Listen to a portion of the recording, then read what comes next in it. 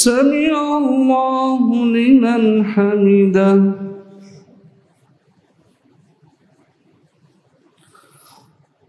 اللهم اغفر لنا وللمؤمنين والمؤمنات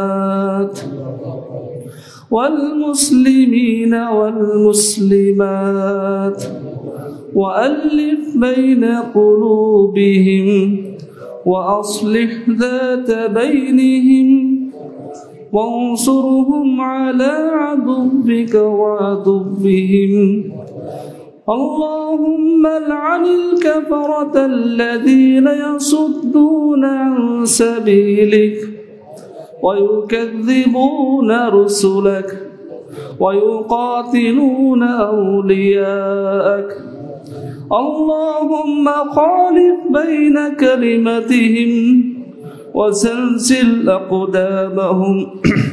وشدد شملهم ومزق جمعهم وفرق بنيانهم وأنزل بهم بأسك الذي لا ترده عن القوم المجرمين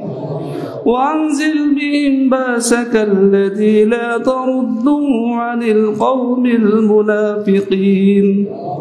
وأنزل بهم بأسك الذي لا ترده عن القوم الظالمين اللهم إنا نجعلك في نحورهم ونعوذ بك من شرورهم اللهم إنا نجعلك في نحورهم ونعوذ بك من شرورهم اللهم إنا نجعلك في نحورهم ونعوذ بك من شرورهم اللهم اشدد وطأتك على جنود المنافقين اللهم انصر من نصر دين محمد صلى الله عليه وسلم واجعلنا منهم واخذل من خذل دين محمد صلى الله عليه وسلم ولا تجعلنا منهم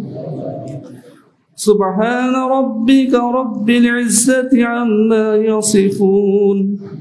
وسلام على المرسلين